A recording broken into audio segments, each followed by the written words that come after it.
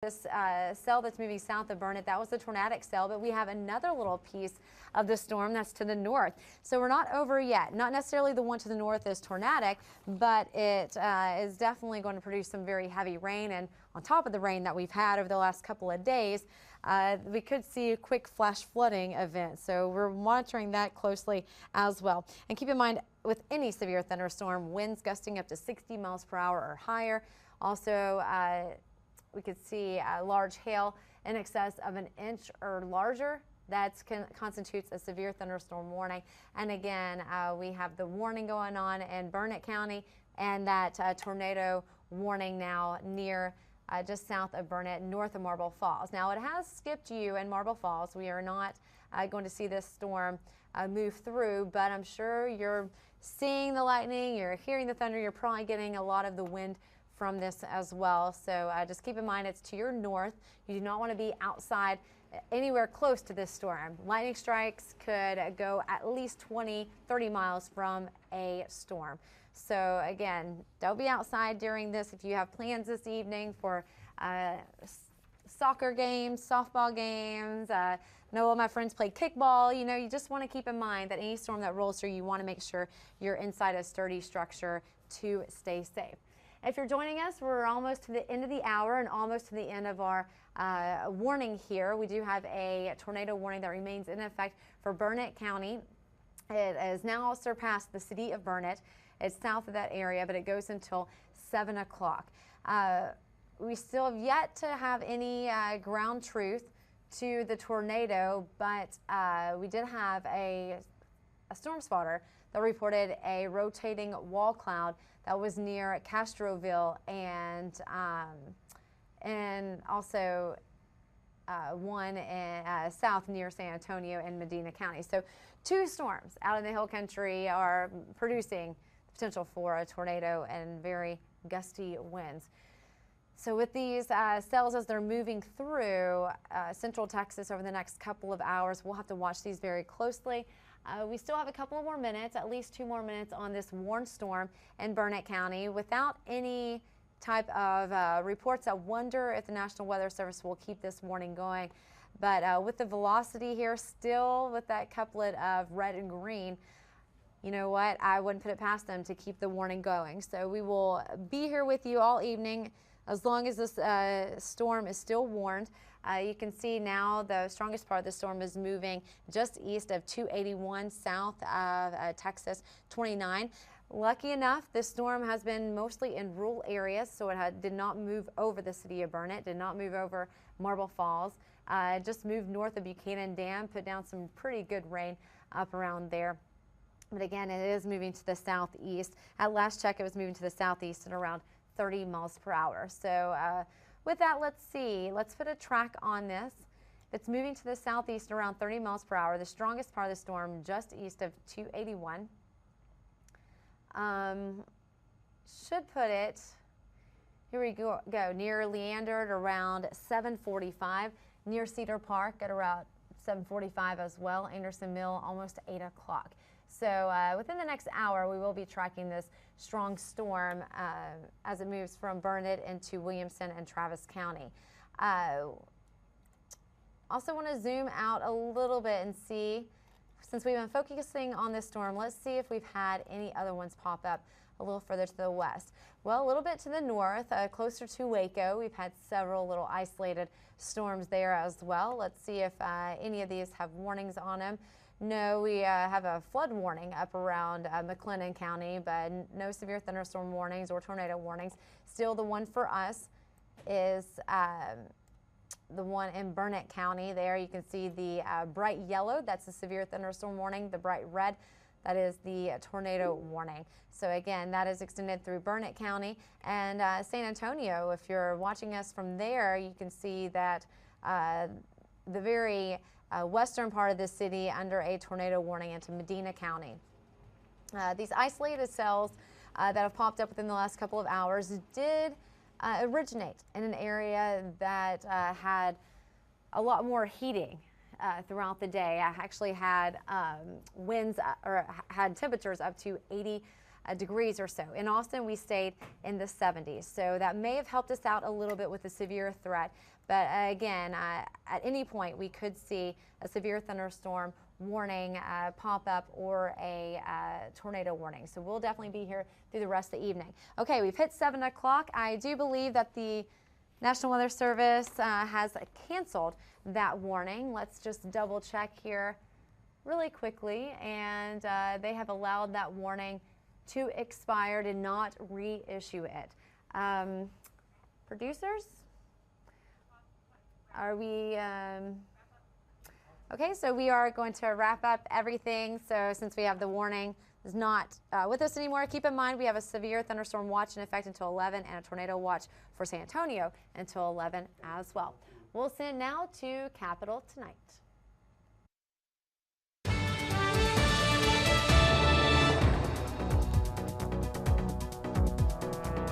It's been a long 3 months filled with some creative campaign ads, all leading up to this. Tonight, we're bringing you live results from the primary runoff races for key statewide nominations on the Republican and Democratic sides. The Republican race for Lieutenant Governor has been one of the most heated fights. We're bringing you live updates from Houston, where both campaigns are watching the results. Plus, we're checking in from Dallas on the runoff race for Attorney General, where the end results could be close. And no matter who wins tonight, it's fair to say the Tea Party and the Republican establishment have some making up to do. Meanwhile, Texas Democrats will need a new plan heading into November. Political strategists from both parties are joining us live to weigh in on those scenarios and more. Capitol Tonight starts right now.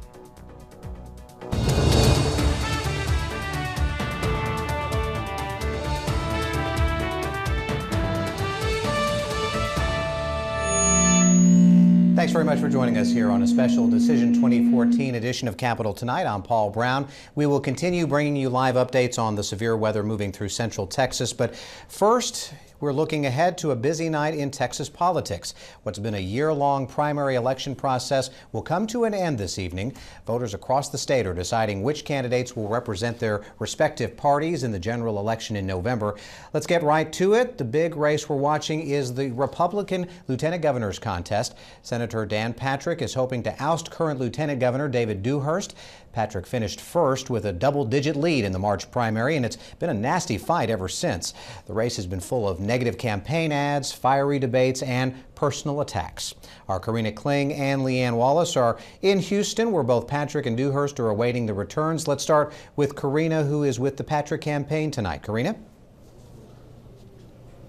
Yeah, hey, Paul, those numbers are starting to come in. We'll be taking a look at those a little bit later on in the show. And Senator Patrick is feeling pretty confident. He came out and spoke with us a little bit earlier today and said he's also not taking anything for granted, and that he was out at the election polls trying to get people to the polls up until the last minute. But you might recall, as you said earlier, he beat the incumbent by 13 percentage points in the March primary. He reiterated that he won 19 of the top 20 counties during that primary and says he sees no reason why that wouldn't be repeated tonight. Patrick agreed this has been a nasty race, but says he's remained positive and hopes the party can come together after tonight. And if we prevail, I hope the Lieutenant Governor will immediately say he is endorsing me and is going to help me win in November. That would be the right thing to do, and that's what I would do. And you put all that in a rearview mirror, you forgive, you move forward, and you don't look back. Patrick says this is a change election, and he's confident that he will be part of that change up and down the Republican ballot in November. If he does win tonight, he faces Democratic State Senator Leticia Van de Putte in November. Paul? Karina, thanks very much. Capitol Tonight's Leanne Wallace joins us from Lieutenant Governor David Dewhurst's campaign headquarters. He's also in Houston. And Leanne, you were able to speak with him earlier today. How he's feeling going into tonight? Well, Paul, he said that he's feeling cautiously optimistic, but you know, most politicians feel that way on election night. Dewhurst, who is currently serving his third term in office, met with supporters earlier today at a voting center here in Houston. He also stopped to chat with folks in the media. Now, we asked him whether this has been the toughest campaign he's ever run. He said they're all tough, but acknowledged that this one has been particularly challenging. Part of that challenge has been the back and forth negative attacks between him and Dan Patrick.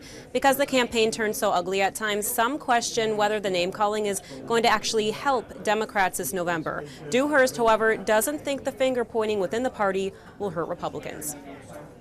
There's no question in my mind that whoever wins today beats Letitia Van de Putte in November. We have a strong core of Republican voters in Texas. The majority of people in Texas are conservative, so I'm not concerned about that at all.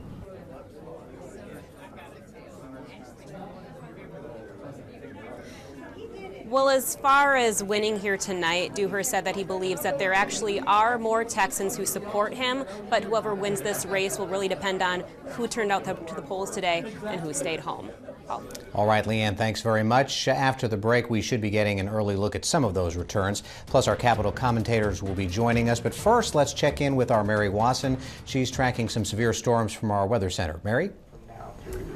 Thank you, Paul. Well, we are tracking these severe storms moving across central Texas. You can see here on our radar that we now have a severe thunderstorm warning that remains in effect for Burnett County, and it's been now extended into Blanco and Travis County until 7:45.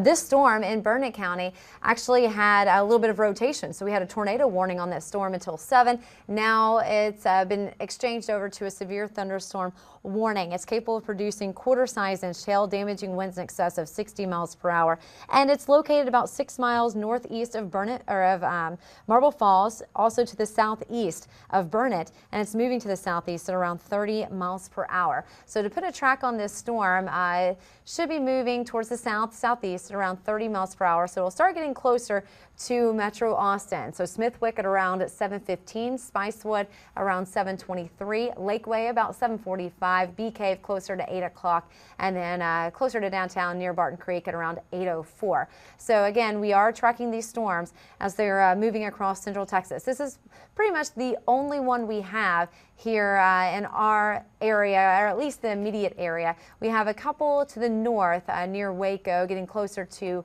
Bell County.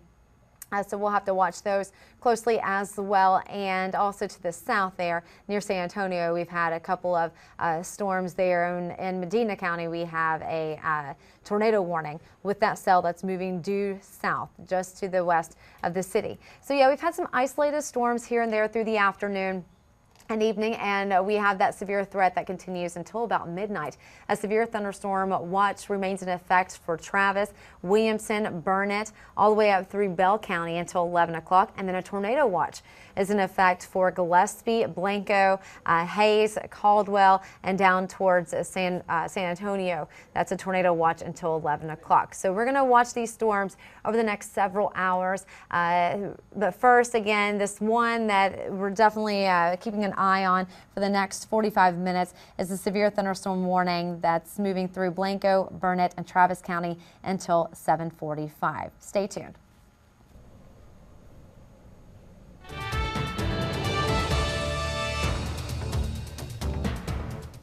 Welcome back to Capitol Tonight. Our special primary 2014 election coverage continues with a look at the race for Attorney General. It's a matchup that's been getting a lot of attention. It pits two current state legislators against each other. Representative Dan Branch is hoping to overcome a second-place finish in the primary to Senator Ken Paxton. And some say Senator Paxton's recent legal problems may have left an opening for Representative Branch. Our Jeff Stensland is covering that race for us, and he joins us now from Dallas. Yeah, the mud has been flying, especially since the first primary and into the runoff election. A lot of it fueled from the Dan Branch campaign, which has had a lot of money sent its way toward this runoff election. Dan Branch came in second place, 11 percentage points behind Ken Paxton in the primary at 33.5% of the vote. And he's hoping to overtake that lead that Ken Paxton had there in the previous, at least in the primary. A lot of this goes back to an issue as far as this possible ethical violations with securities and ethics laws being broken by Ken Paxton in the past couple months, and also him being sanctioned by state authorities. As far as how important this race is, well, the Attorney General's seat essentially will be decided tonight because of Texas's Republican stronghold that they have, and also the value of that seat. As you know, Greg Abbott has become a household name in the past couple years, trying to fight against the Obama administration as well as several other issues. And Ken Paxton, on the other hand, has been trying to pull out not necessarily endorsements, but but people that are Tea Party favorites that have been supporting him along the way. One of them, most notably, U.S. Senator Ted Cruz. We'll keep you updated here, bring you reaction tonight as the results come in from both Dan Branch and across town in Frisco, Ken Paxton. In Dallas, Jeff Stensland, Capitol Tonight. Jeff, thank you very much. With us tonight for analysis from both sides of the aisle, Democratic strategist Harold Cook, and in for Ted DeLisi, Republican strategist Brendan Steinhauser, who normally is the campaign manager for Senator John Cornyn, but tonight strictly in his role as a political consultant. Good to see you both. And let's start with the Attorney General's race first, since we just heard Jeff's update. And Brendan, I'll start with you. This race did have the issues that Senator Paxton faced post-primary election. Did it make a difference? Do you think? We don't have initial results in, but from your observations, what kind of an impact did that have? I do think the attacks from Dan Branch will make an impact in the race. I think at the end of the day, though, Paxton's campaign, his grassroots support around the state, I think will carry him to victory. I think he'll do pretty well tonight. You know, it does take a lot of time sometimes and a lot more money to get the message out. I don't know if Dan Branch reached the folks that he needed to reach in order to make that big difference in the race. So I think Paxton wins tonight. Okay, and before I get your take on it here, the Paxton-Branch race, let me get some numbers here. Branch right now with some early numbers in with 38% of the vote, and Paxton with 61% of the vote. So right now, just at least from some initial returns, very lopsided. And in the race for lieutenant governor, which we'll talk about in a second, Patrick leads 59-40 over the lieutenant governor. Again, these are some early numbers coming in. But on the AG's race here, Jeff was almost indicating like, you know, the winner tonight will be the winner. Is that the case necessarily? Well, as a Democrat, I'd love to take it. I'd like to take exception to that characterization, but you can't ignore 20 years worth of history. I mean, for ever since 1994, last time a Democrat won statewide, there have been a whole bunch of Democrats, hundreds of them, to sign up as candidates, and every single one of them thought they would win, and 100% of them are wrong. So, I mean, there is something to that. You know, one of these days that is not going to be a right assumption. A lot of Democrats, including me, hope it's later this year, this fall. But I don't disagree with the assessment on the race. I don't think there's any way Ken Paxton loses tonight. There's also, it's also very likely that the attacks by Branch against Paxton's ethics have probably taken a toll. But that probably only means that Paxton would have won by even more. Look, this is a primary runoff that is almost surely going to be absolutely dominated by Tea Party Republicans. Paxton ran to Branch's right, and Paxton's going to win, and ethics problems be damned. We'll see if those ethics problems linger to November. Sam Houston for the Democrats awaiting that race. Let's look at the lieutenant governor's race, and as we said, the early results showing right now 59% for Dan Patrick, the state senator, who did come in first place in the primary. David Dewhurst right now, the incumbent lieutenant governor, with approximately 40%.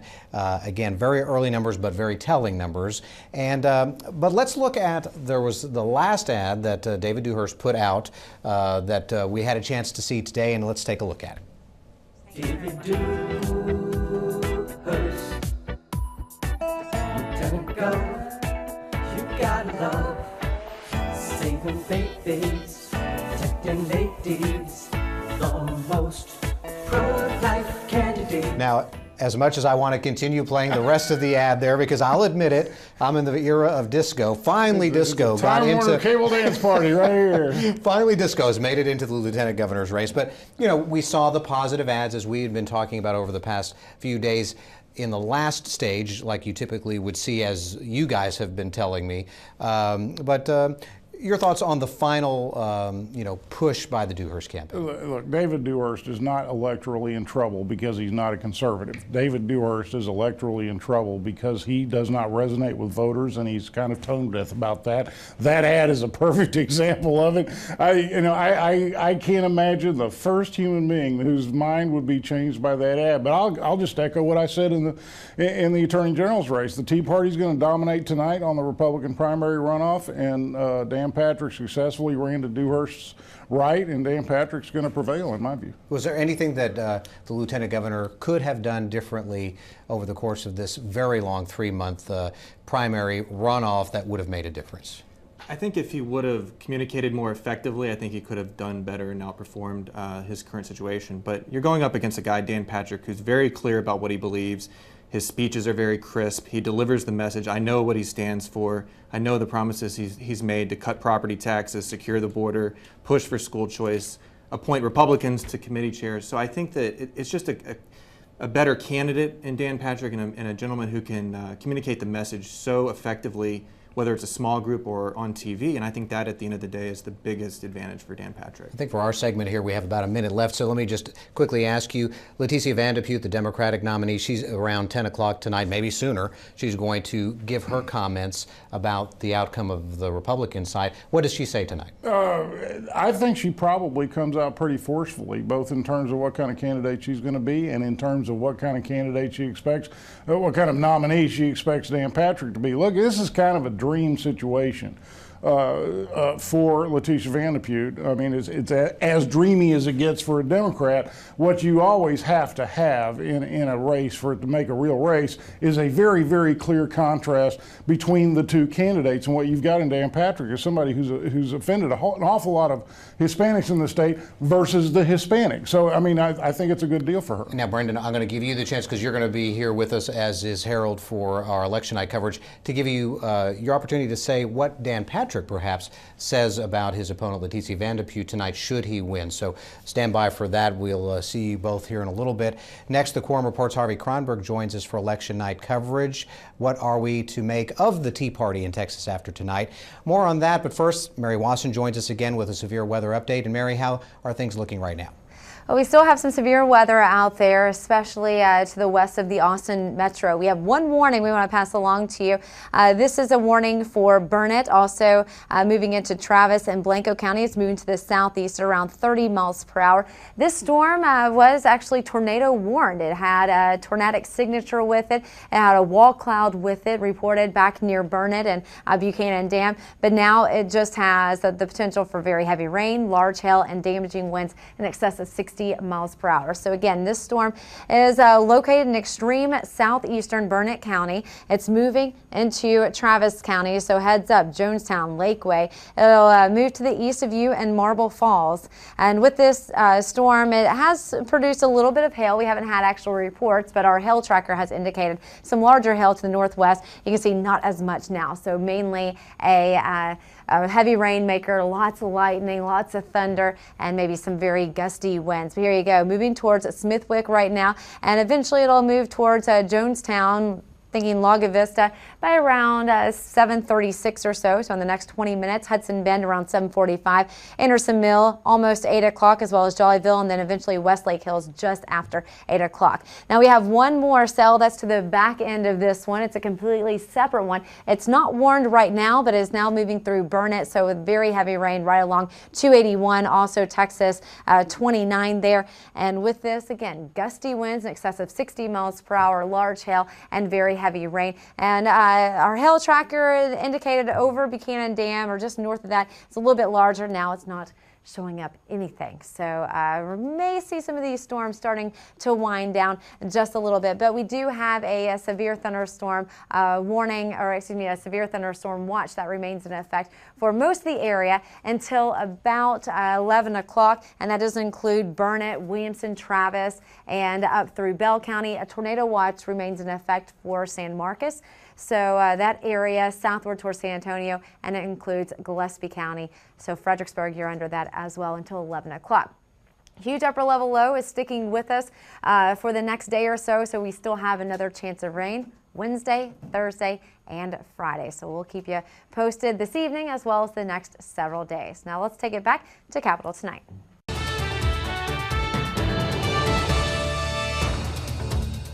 Thanks very much, Mary. We'll keep checking back with you. Harvey Kronberg with the Quorum Report is here now. And before we get into some discussion, let's take a look at some numbers here that we're starting to get in. Of course, the poll's closing at 7 p.m., so we've got some early voting returns that start to give us an indication as to what we can expect. We'll start with the lieutenant governor's race, and as we said a little bit ago, and the numbers starting to change a little bit more in Dan Patrick's favor. Senator Patrick now leading incumbent David Dewhurst 63-37.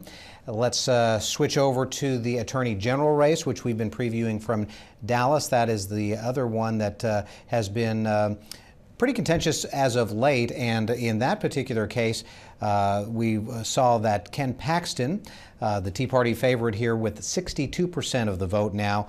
Dan Branch with 39%. So again, what a lot of people thought might happen seems to be happening, at least in these early returns. Some other races of significance tonight. The agricultural race for both Republicans and Democrats. In the Republican side of things, Sid Miller with 54% of the vote to Tommy Merritt's 46%. Sid Miller did come in first place during the primary election, so this is holding true to primary day, but again, a little bit closer than some of these other ones.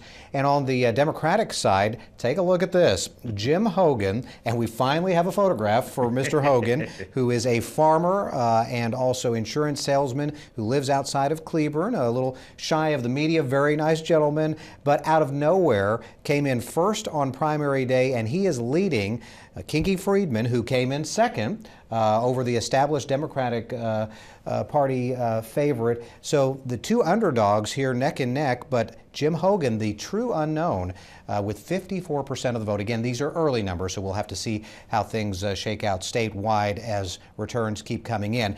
And on the Democratic race for Senate, this winner will be facing John Cornyn in November, the incumbent senator, and David Allamiel, who just barely avoided the runoff with Keisha Rogers, who, as a lot of people have made mention of, is a Lyndon LaRouche follower, Democrat, but David Allamiel having no problem, at least as we see these early numbers, 73% of the tally in his favor right now. So Harvey, you get the first crack at kind of analyzing any of those numbers. What strikes you here? That early voting is probably going to be pretty close to what the final voting looks like. I think the weather was so bad in major areas today, that major urban areas and major voting areas, that the early voting is going to be pretty decisive. I would bet it's 70-30, 70% early vote, 30% election day vote. Plus, it's the day after Memorial Day, right. And for people to actually remember there was an election today is a stretch. Yeah, we're kind of charting new territory here with the 3-month stretch for a primary runoff, followed by a major holiday and bad weather, so the cards were not in favor of a huge turnout to begin with. And what becomes astonishing here to me is that the Republican primary, you have to handicap, obviously, for the Republican candidate to prevail in November, and if they break 600,000, that could be a lot today. 600,000 people could pick the next lieutenant governor or the next attorney general if it does work that way. And I'm curious, but I would bet that the Democrats probably they have so few races that it's 150 to 200,000 turnout for their race. As we looked at the Republican results here on these early tallies, we see a theme here, right? And that's that the so-called Tea Party favorites, I believe, were leading each one of these as expected. Mm-hmm. What do you make of the Tea Party in Texas from this point on here, if these numbers hold up? Well, obviously, in the rest of the country, the Tea Party is somewhat on the ropes as the establishment Republicans, including the Chamber of Commerce and National Retailers Association, you name the associations, got involved in order to make sure only serious senatorial candidates were elected because 2 years ago they had a victory snatched away by people who were making outrageous comments. Here in Texas, I would say the Tea Party had all of the pieces come together in a rather unique way this time. They've had consistent messengers. They've had good candidates, going back to Ted Cruz, who in a sense is more than just a rhetorical figure. He went and shook hands and he networked, and every place he went he essentially consolidated the Tea Party apparatus. And then Dan Patrick picked up on that subsequently and made the decision last fall, we talked about it on this program, to double down on Tea Party support, to go up on the air in the Metroplex with his limited funds before David Dewhurst could define him. And so you now have the homeschoolers and the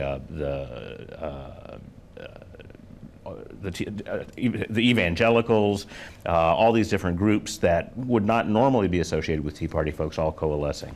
What's the issue? A lot of people are pointing to in the race for lieutenant governor specifically that it was the border security, immigration issue that just resonated very strongly with Dan Patrick's supporters. Is that your assessment, that that was the single most issue that maybe drove this election, if it was an issue that drove this election? Well, he claimed ownership of it much more quickly than anybody else did. And I don't think there's a poll out there that when you test Republican primary voter sentiment, that anything even comes close to border security or some permutation of that phrase. Texas Tribune did a poll, and I think it was for 19% of Republican primary voters, it was the #1 issue. Education got about 3% #1 issue. Ironically, there's less we can do about border security in Texas than we can do about education, but that is one of the great unifying themes. Got a couple of minutes, so what else are you looking at tonight? We saw the key races there, but there are a lot of other races that are of interest tonight, depending on where you are in the state. Well, in these early returns, it looks like the bigger the jurisdiction, we've talked about this before, the bigger the jurisdiction, the more successful the Tea Party types are going to be. So on the statewide, it looks like on the Republican side, at the moment, that they're going to win all 4 of their runoffs. The Senate, state Senate's a little dicier. We haven't seen any numbers come in for a race that everybody is watching, which is Bob Deuel from Greenville against his opponent, Bob Hall. That's an important race. But what I suspect, and we haven't seen the numbers yet, but what I suspect is that the only place where there's an organized pushback against the Tea Party is in the Texas House of Representatives. There's money focused to defend candidates that are not specifically Tea Party candidates, and we're going to see that it is possible to stop Tea Party candidates if you have focused energy and sufficient resources to do so. I asked this of Brendan and Harold just a moment ago, so I'll ask you too on the Democratic side of things, whether you're Leticia Van de Putte, because obviously now she'll know after tonight who her opponent is, or any other Democrat for statewide office. What's the message for them coming out of tonight? Well, the message for them is that they're going to use all the buzzwords that we've heard in the past. That Dan Patrick is a polarizing character. They're going to try and use Dan Patrick to define the Republican Party. Some of the statements that he made earlier in the primary, and they're going to focus largely on gender issues. One of Wendy Davis's folks said the other day that this election was going to be decided by women, which to a large degree is true. So I suspect that her message is going to be very focused, very targeted towards the Obama coalition, which is women, minorities, and young people. Okay. And they have to have those people turn out. Well, I know Harvey Kronberg will be with us for our coverage this evening when the numbers continue to come in. Thanks very much, Harvey, for your input. That's going to do it for our 7 o'clock show. Thanks for joining us. We will have more election updates throughout the evening, plus a new episode of Capital Tonight at 11 o'clock. Our political strategists and Harvey here will join us again for analysis once all the results are in. Be sure to join us again tomorrow. Republican Party of Texas Chairman Steve Ministeri and Texas Democratic Party spokesman Emmanuel Garcia will join us in studio. We'll get their take on the election results as well as where their strategies go from here. That's tomorrow night at 7. Thanks for joining us.